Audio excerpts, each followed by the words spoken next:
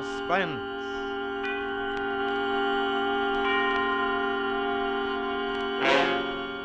Autolite and its 96,000 dealers present Miss Ida Lupino in The Bullet, a suspense play produced and edited by William Spear. Hey, Sonny, what are you doing out so late? And holy smoke, with nothing on but a ribbon. I'm not late. I'm early. Hold it, let's see that ribbon. Well, 1950. Just call me Happy. I see. Happy New Year, eh? That's me. By the way, what do you do? Oh, I sell Autolite resistor spark plugs. Autolite resistor spark plug? You mean you haven't heard of Autolite resistor spark plugs? Those perfectly perky, persistent performers that let your engine idle smoother, run better on leaner gas mixtures, save gas? Where I come from, we ride around on stars, not cars. Oh, well, anyway, Autolite resistor spark plugs with that exclusive built-in 10,000 ohm Autolite resistor have 200% greater electrode life. Cut down spark plug interference with radio and television. And say, young fella, now that you've come down to earth, you'll be using a car. So take a tip. See your friendly Autolite spark plug dealer and get a set of Autolite resistor spark plugs, long recognized for their dependability. You're always right with Autolite. And now, with The Bullet and the performance of our star, Miss Ida Lupino as Ruth Martin, with Elliott Lewis as her husband, Harry, Autolite hopes once again to keep you in suspense. Ruth? Turn around, Ruth. No. Turn around, Ruth. I've got the gun in my hand. Please, Harry. Please. I'm pressing the trigger. Will it be this time? Harry, don't. Don't do this to me. Will it be this time, Ruth? Will it be this time?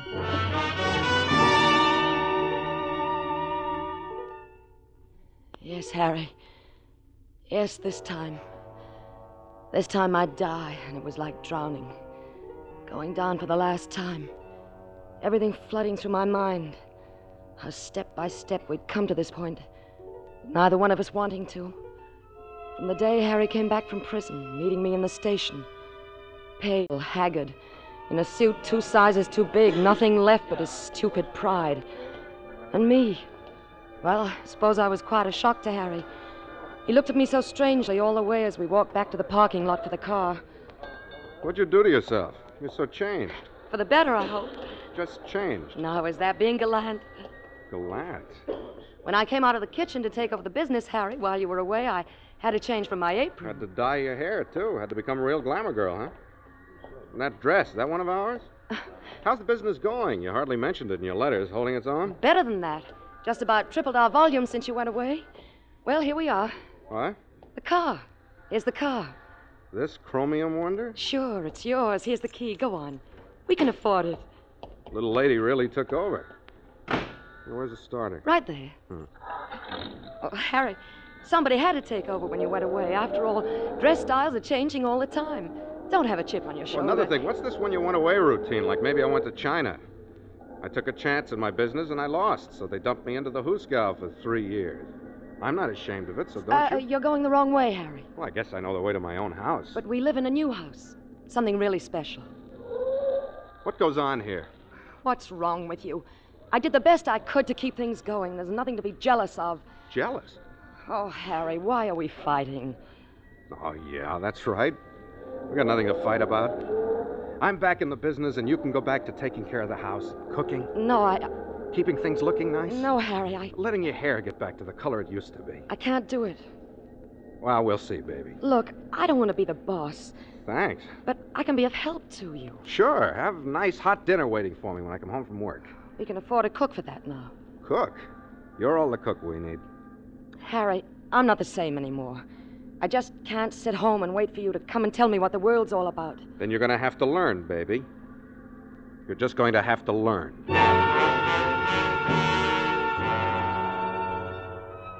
But nothing worked out the way Harry planned it. When he found he couldn't keep me home, he put me in a corner in the office. Set out to prove he didn't need me at all. Only 3 years is a long time to be away from anything. There were new buyers. The buyers didn't know him. They knew me. No, this is not what I wanted, Mr. Martin. Well, then I'll show you something else. Got plenty of time. Can't really say that I have.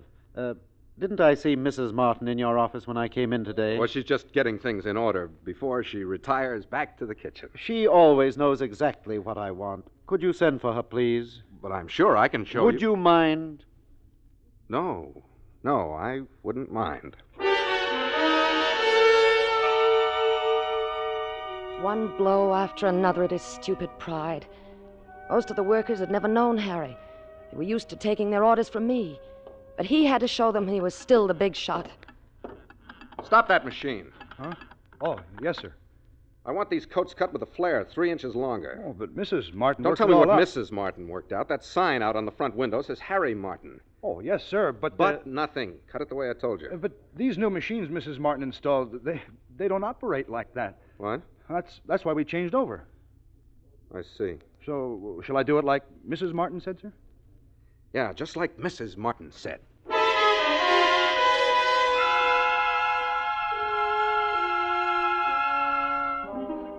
It got so we were like two strangers. Harry wouldn't even look at me anymore. I think he actually began to hate me. And then the final thing. He began finding out about George. Oh, listen, I'm no angel, but 3 years. I'm not trying to defend myself. It's just that it's terrible to be lonely. And George came along and treated me like I was somebody to respect, somebody with dignity. Well, then I began to realize that when I took the car someplace, Harry's car would bob up behind me, follow for a few blocks, then disappear.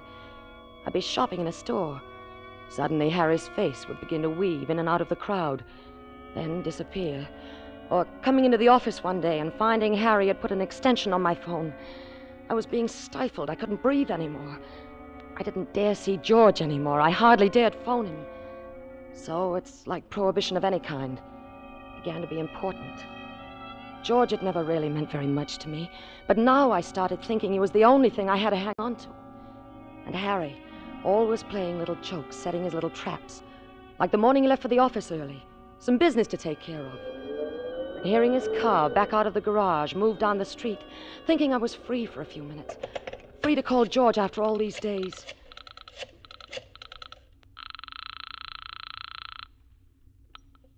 Hello? George? Ruth, darling, where have you been? Why haven't I heard from you? Oh, George, I wanted to call... George who? George who? What's the full name, baby? I heard you leave. Had the gardener take the car to the gas station. Dial George again, baby. Finish the conversation. Listen, you're driving me crazy with these tricks. What's wrong with you? Here's the phone. Dial him again. Dial who? Who are you talking to? The Beaver Knitting Mill. George Baker. He's one of their salesmen. Why did you hang up so quick? You startled me. What are you doing? Of course, 3 years is a long time. But 3 years ago, the Beaver Knitting Mill never opened before 9. Harry, You must have dialed wrong, baby. There's no answer. sneaking around behind my back, spying on me, checking on my phone calls. Harry, I'm not going on this way. I'm not going to let you drive me crazy. What do you think you're going to do about it? I want a divorce. You mean that? Yes. He must be quite a guy. Listen to me. No. You listen, lady. Okay, it's a deal. You'll get your divorce, but on my terms, lady. All the way down the line. What kind of terms? I know all about the laws in this state, 50-50 on everything. But it's not going to be that way with us. You give me a release, giving me the whole business, and you're free as the air. Give you the business? But I built the business. There was nothing left when you went to prison. That's my deal, kiddo. My whole life is tied up with that business. I worked. That's the deal. Why are you doing it, Harry? Because whoever this bum is... There's no one. Whoever he is. I got a hunch when he hears you're not bringing half the business as a dowry. His great love is just going to shrivel up and die. That's what you believe, is it? Exactly. All right, Harry. You draw up the papers.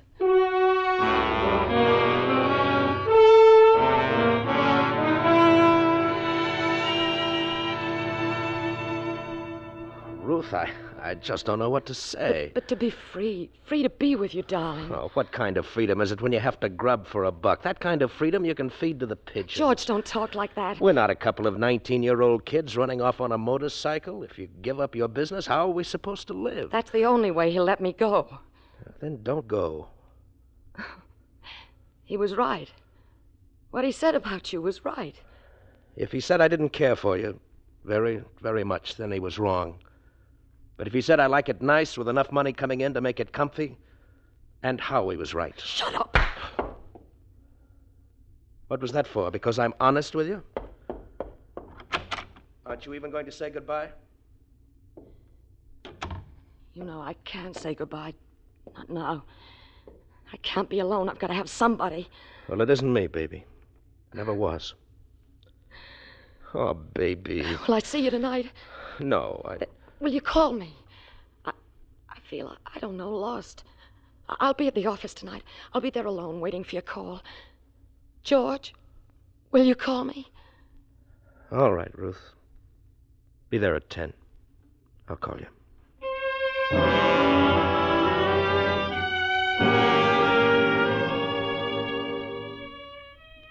He wasn't that important to me. I wanted affection and love from somebody. So much. George would be calling at the office at 10 o'clock. It seemed that's all there was for me. I walked. I sat in the park. I waited. A telephone call from George. When I got to the building, I looked up at our windows. Dark. Not a light on the whole floor. When I got to the outer door of the office, I stopped and listened. Not a sound. I went inside. Found the light switch. Oh, I've been waiting for you, Ruth. Where have you been? Harry, why were you waiting here in the dark? I tried to take a snooze, just stretched out here for a minute. I haven't been sleeping much lately. Yes, I know. You neither have had, huh? No, not much. I have the paper. I left it here on your desk. Paper? Yeah, it's all very legal. You relinquish all claims to the business, then I bow out of your life. No. These lawyers, they can find word. What'd you say? I've changed my mind. I'm not going to sign it. That's the only way I'll give you a divorce. Then we'll just have to forget about the divorce. I want you to sign this paper, Ruth. I won't, Harry. And I don't want to argue about it. Wait. Yes? I know who he is, baby. What are you talking about? I'm talking about George Groves. Groves? George Groves? You've been giving him money. That's a lie. I found this deposit slip weeks ago. In your writing, made out to his bank account, $300. Lies. And this deposit slip, $200. And this one, $250. Who is he? You're not getting out of here until you tell me who he is. Harry, I wanted to tell you, but I just couldn't. Who is he? He's a gambler. Gambler? Who are you kidding? You asked me, so I told you. Now I'm going. Oh, wait, that doesn't make sense. You never gambled? Well, I was like a lost dog. Nothing to do, no one to turn to. I lost that money and quite a bit more. Ruth, if that were true... It is true. There isn't any other man. There never was. 10 o'clock. George Groves, a gambler. Oh, here, you shouldn't keep these things lying around, baby.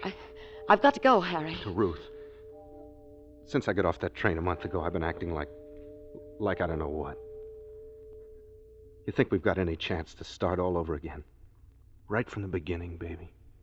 I don't know, Harry. I can't think straight. Let's go someplace. Let's not talk about it here. No, you're right. Here's where all the trouble started. Let's get out in the air. Yes, come on. Sure. A gambler. I bet he really took you to the cleaners. Well, you know something? I'm not sore at him. Not a bit.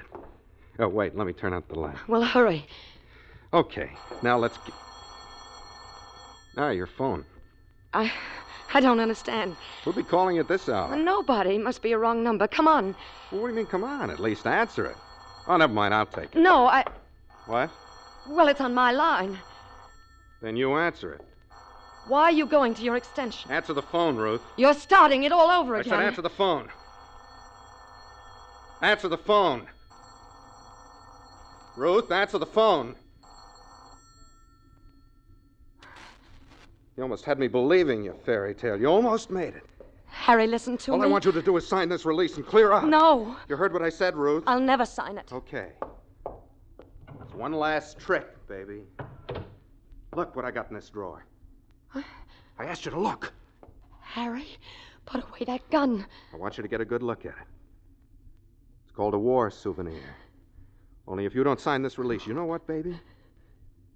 Someday I'm going to kill you with this gun.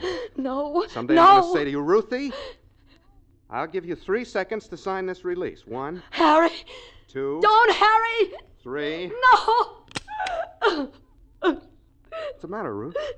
You try to kill me. Don't be silly. I told you it was a trick. The gun's harmless. It's unloaded, see? Why did you do that to me? Why? Yeah. Put it away. Isn't it strange? You know it's not loaded and you're still afraid. Put it away. That's the beauty of the trick, Ruth. That's why someday you're going to break down and sign that release. You see, you'll never know just when it will be loaded. You'll never know, Ruth.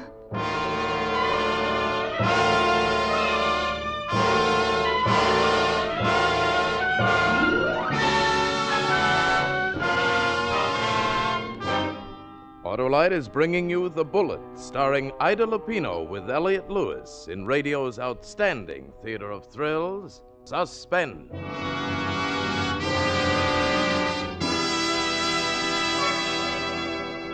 Hey, Happy New Year. Yes, sir? How about showing me what's in store for 1950? Sort of a sneak preview.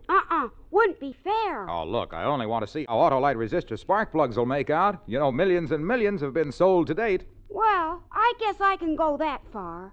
Now, let's see. My crystal ball says you'll do okay with Autolite resistor spark plugs. You'll sell millions more. Wonderful, wonderful. Why, the roads will be rippling with motorists made merry by the bountiful benefits of these mighty marvels. The smoother engine idle, the better performance on leaner gas mixtures, the gas savings. Then, too, they'll get 200% longer electrode life from Autolite resistor spark plugs and reduce spark plug interference with radio and television reception, built right into every Autolite resistor spark plug. But say, young fella, tell me about Autolite bullseye headlights. Will they be finding the way for more and more cars next year? Hey, you really want a happy and prosperous new year, don't you? You bet, and it will be a year of happier driving for motorists who make it an Autolite year, because you're always right with Autolite. And now, Autolite brings back to our Hollywood soundstage our star Ida Lupino with Elliott Lewis in The Bullet, a tale well calculated to keep you in suspense. That night, I made up my bed on the couch in the den. Just hearing him walk, knowing he was in the house, kept me awake. I locked the door, and I lay there. And I must have dozed off in spite of myself, because I came awake with a sudden violence. Fresh air was fanning my face. That couldn't be. The window had been shut. But now the window was open. Harry! If you don't sign the release, someday I'm going to give you 3 seconds. 1, Harry! 2. Don't shoot me, Harry! Shoot you? You must have had a bad dream. I don't even have the gun. Oh, no.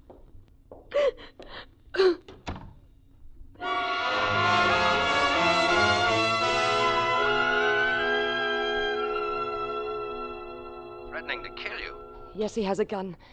George, I'm coming to you. You've got to... But If he follows you here and kills the both of us, does that make everything just dandy? Look, Ruth, do me a favor, will you? Kind of forget this address from now on. But, George, don't say I'm that. sorry. But you've got to help me. What can I do? You can go to the police. Police? You know, threatening somebody's life is slightly illegal. Yes. Yes, the police. Yes, of course, they'll help me. Oh, yes, George, that's very smart of you. They'll help me.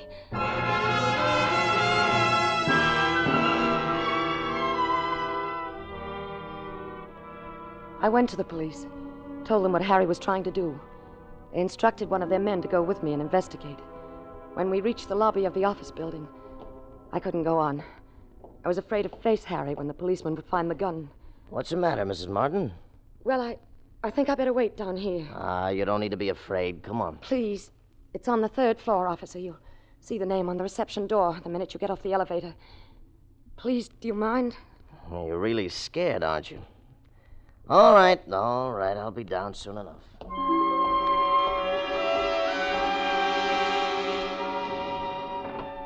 Began to feel a sense of relief. Harry wouldn't terrorize me any longer. Soon the officer would bring him down. We'd be off to police headquarters, and then I'd swear out a complaint. The time he got out of jail, I would have started proceedings of my own to divorce him. And then I started to cry at that. I don't know why, just standing there and waiting. And then I began to wonder what they were doing up there so long. More than a half hour had gone by. When the elevator door opened, I expected to see Harry being pushed along, handcuffed. The officer was all by himself. And he was smiling. Well, now, I just had a nice chat with your husband. You've been worrying for nothing, Mrs. Martin. But the gun. Oh, sure, I saw the gun. It's just a war souvenir. It's not even loaded. He doesn't have ammunition for it. But someday it will be loaded. Someday he's going to kill me. He said that. Kill you? Why, he's in love with you, crazy about you. Now, he feels pretty bad about this. He did it just as a, just as a funny little No, joke. I tell you... He says if you're going to go and get scared, he'll never do it again. But listen to me. Now, look, why don't you go on upstairs? He wants to apologize for scaring you like this. He's a very nice guy. I tell you he's going to kill me. I'm You're not... just upset. Like he said, you've been working too hard. You ought to rest up. I don't care what you think. I want him arrested for threatening me with a deadly weapon. An empty gun. That's not a deadly weapon. Now listen to me. No, you listen to me. Even if I wanted to, there's nothing I could do. As long as that gun is empty, it's not a deadly weapon and we can't touch him. In this state, that's the law, Mrs. Martin. Go ask a lawyer about it. Anybody who knows the law knows that. Not a deadly weapon, that's that, I'm afraid. If we can actually prove, Mrs. Martin, that your husband wanted to kill you, then you could put him away for years. For years? That's right. But he can't hurt you with an empty gun. And as long as that gun is empty, we can't touch him. In this state, that's the law.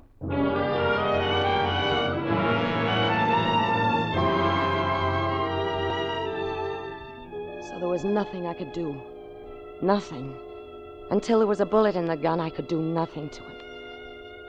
But then the answer came to me. It was so simple, so obvious all the time. What would happen if I put the bullet in the gun? It was late Saturday afternoon. The offices were closed. I went to the desk where he kept the gun. I found the caliber marked alongside the barrel, 31.6. Put the gun back, closed the drawer. My heart was pounding. I kept saying it all the way to the gun shop. 31.6, 31.6, 31.6. 31.6? That must be a foreign make. Don't have any bullets of that caliber. Well, do you know any place that does carry them? No, not unless you wrote to maybe one of the big outfits back east. But that would take so long. Of course, a 32 shell would work just as well if you weren't so fussy. No, that'd be fine. I'm not at all fussy.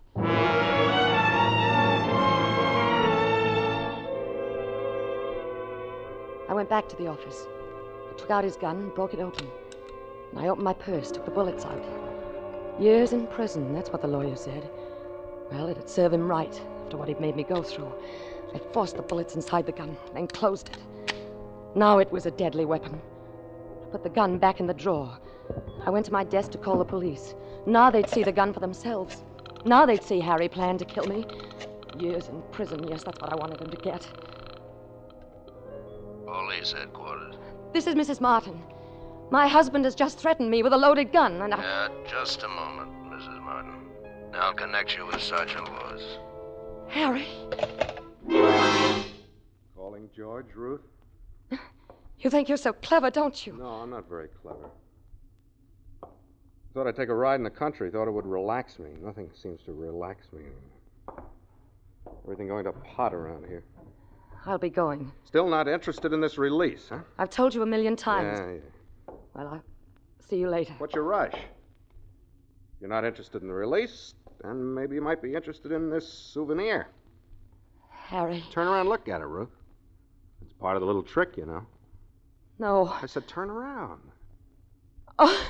Isn't it remarkable? Even after all this time, it still fills you with terror. Put the gun down, Harry. Someday, it's going to be like I always said. Don't start that again. Someday I'm going to say, Ruth, I'll give you 3 seconds to sign that release. 1. No. 2. No.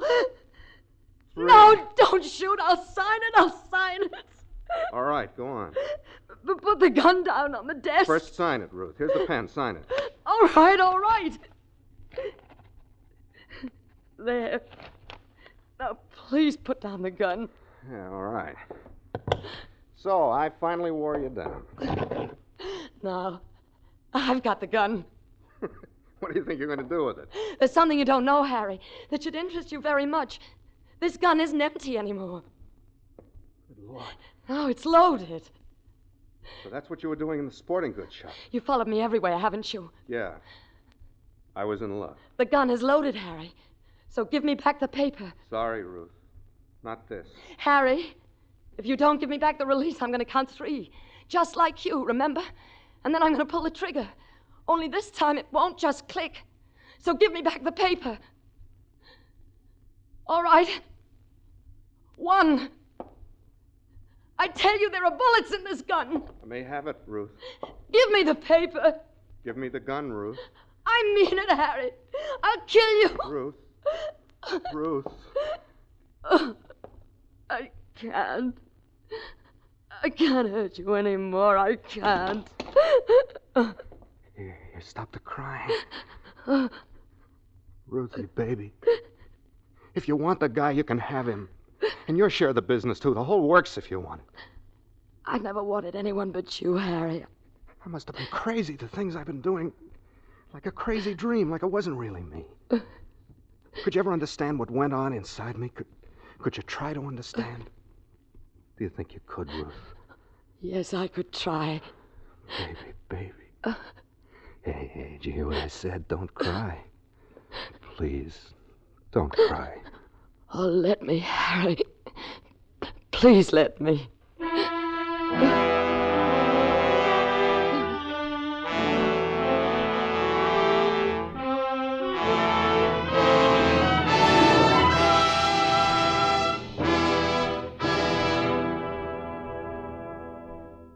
Suspense, presented by Autolite. Tonight's star, Ida Lupino with Elliott Lewis. So long, Mr. Wilcox. See you in 2 days, officially. Bye, young fella, and happy. Oh, no point in my wishing him Happy New Year.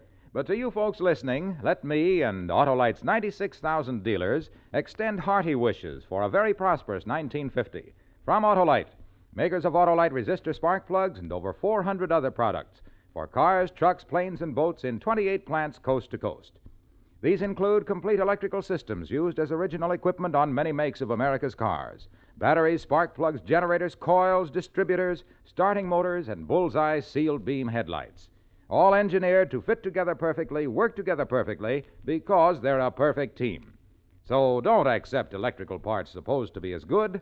Ask for and insist on Autolite original factory parts at your neighborhood service station, car dealer, garage, or repair shop. Remember, you're always right with Autolite.